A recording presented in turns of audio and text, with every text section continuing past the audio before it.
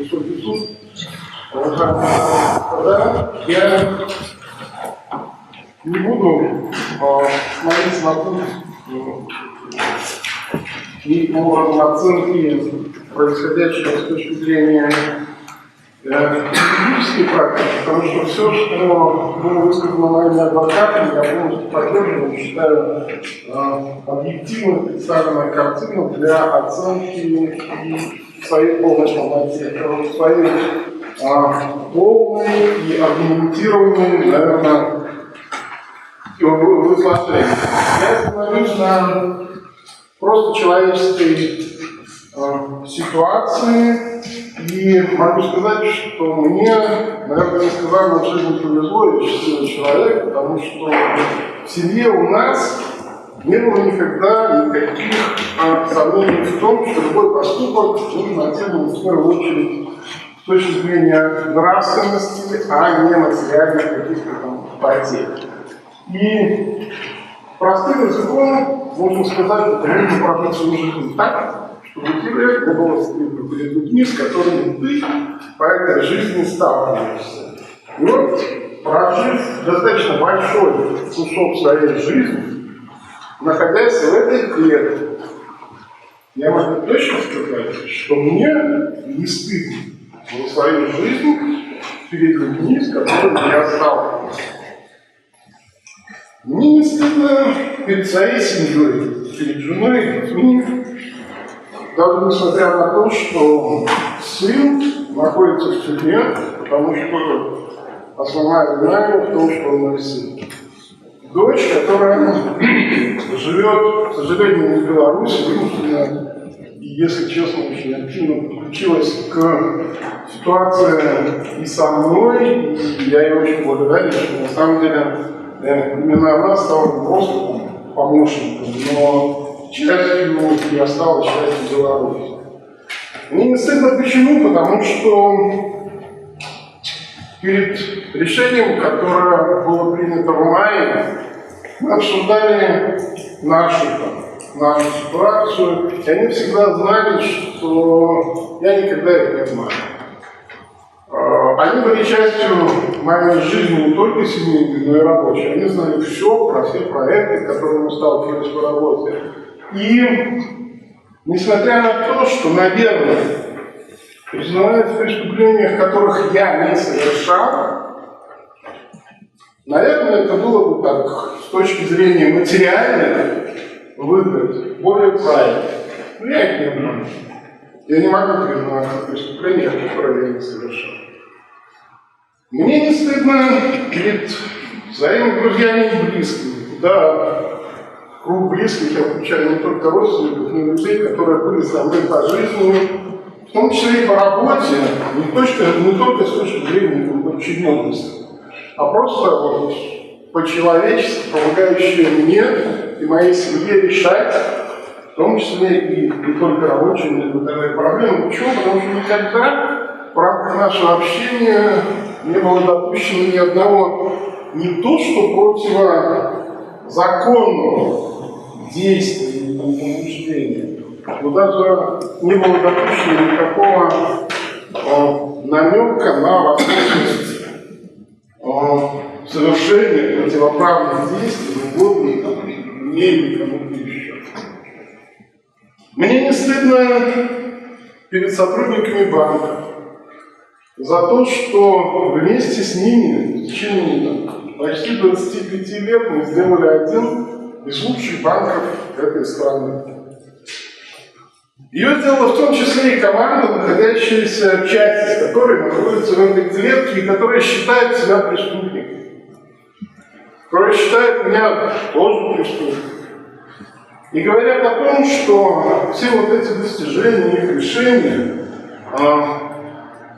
были продиктованы взятками и мотивированы исключительно тем, что им выплачивали вроде какое-то незаконное вознаграждение. Я знаю, что это не так. Потому что ни разу в жизни, за все эти 25 лет, эти люди, которые помогали расти мне, и, наверное, в какой-то части, я уж не знаю, какой-то, я тоже каким-то образом помогал им, не услышали ни от меня, ни от кого еще, что они должны какие-то действия предпринимать за что-то в интересах иных людей, кроме наших клиентов, наших сотрудников и наших акционеров. И поэтому, что бы они здесь не говорили, что бы ни говорили их адвокаты, пусть я буду наивным человеком, я в это до сих пор не верю. Поэтому мне не стыдно перед ними, потому что и я им никогда ничего не говорил, и я их никогда не обманывал. Мне не стыдно перед нашими клиентами, потому что тот девиз, который начертан на Белгазпромбанке, Белгазпромбанк энергия твоего будущего, в полной мере реализовывалось за все эти годы, когда мы работали в этом банке. И ярчайшим примером, я считаю, именно вот этого являются те проекты, которые были реализованы и сейчас являются частью дней. Люди, которые стали из начальной точки, в которой у одних были просто идеи, вторые думали, как бы это там закрывать бизнес или вообще ничего, создали крупнейшие компании не только Белгазпромбанка, но и Беларуси.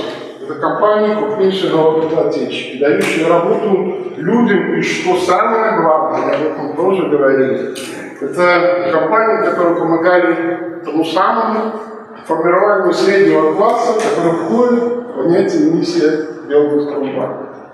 И поэтому мне не стыдно перед клиентами, несмотря на то, что вот было сказано, что оказывается этот успех, собственно, был реализован исключительно в рамках насилия над клиентом, заставляя их делать какие-то противоправные действия и выплачивать какие-то вознаграждения за их успех. И мне не стыдно перед теми людьми, которые после мая, после 12 мая, когда я принял решение, заявил о желании выдвинуть кандидатуру на пост президента Республики Беларусь, поверили в меня и стали членами моего штаба.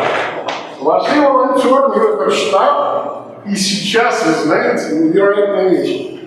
То, что они сделали, оценивается в миллионы долларов. За это они ничего не получили. Наверное, только лишение свободы, материальных благ и всего остального. Мне не стыдно перед членами инициативной группы, которые на втором этапе поддержали и буквально за 10 дней сформировали больше 10 тысяч сторонников, которые привлекли сотни тысяч людей, поставивших подписи за мою кандидатуру. И эти люди, вот сотни тысяч, поверили, что тот разделяемый образ будущего Беларуси, в которой можно построить страну с общечеловеческими ценностями на базе уважения личности, с возможностью сделать так, чтобы это была страна не персонифицированная. Я знаю, что вы хотите. Нет, мы хотим жить в стране, в которой мы знаем, что мы хотим. И вот я был честен перед ними, потому что я не скрывал ни своего состояния, не скрывал свои программы. И за очень короткий период, там, чуть больше месяца, я увидел ту Беларусь, тех людей, у которых не просто есть шанс, у которых, я верю, еще будет Беларусь улыбчивая, честная, открытая. И, безусловно, это моя оценка и мнение стремления. Но, чтобы быть объективным, конечно, было бы здорово узнать и обратную сторону. Оценку вот этого всего с точки зрения, а стыдно ли им за меня. К сожалению, вот уже больше года я нахожусь в СИЗО, где не просто изолирована моя физическая свобода, но и практически отсутствует возможность доступа к информации. За это время всего лишь, наверное, адресатов 10-15 прорвалось ко мне, и я получаю письма с регулярностью 1-2 в неделю. Из незнакомых людей ко мне на регулярной основе прорвались 3 человека, и на сегодняшний момент осталось только, я прошу прощения за эту фразу, упорная Мария. Спасибо огромное всем вам за эту поддержку. И поэтому находясь в этом ограниченном информационном пространстве, я не знаю точно мнение людей обо мне, насколько им, и как они оценивают мои поступки. Но я знаю определенные факты, и поэтому я буду опираться на них. Я знаю, что множество людей, которые были с нами в штабе, волонтеров, членов инициативной группы и всех остальных продолжили то, что было начато. Продолжили работу. Я не назову это борьбой, потому что это жизнь, это часть их жизни. По построению той Беларуси, о которой мы говорим до сих пор. Обвиняемый говорит, я все-таки вынужден прервать, поскольку касаетесь обстоятельств, не имеющих отношения к делу. Я считаю, что это касается обстоятельств. Я прошу вас это учить. Продолжайте, пожалуйста. Я буду кратко, немного времени. Эти люди за свои поступки, многие из них пожертвовали своим материальным благополучием, некоторые из них пожертвовали свободой, а не отдельно даже не жили. И я уверен, что не должно быть стыдно для меня. Потому что я точно так же постарался быть честным перед ним и не совершал никаких деяний против законодательства Республики Беларусь, в том числе уголовного законодательства. Я не знаю информации о отношении клиентов ко мне, за исключением, как я уже сказал, тех, кто находится здесь, его приводили сюда в наручниках как свидетелей. Но я знаю простые цифры. В то время, когда банком владела в том числе и эта команда, оседаемость клиента была больше 95%. Что это значит? Это менее 5% становясь клиентами Белгазпромбанка уходили из банка. Я не верю в то, что они уходили потому, что их заставляли делать что-то, что им не нужно.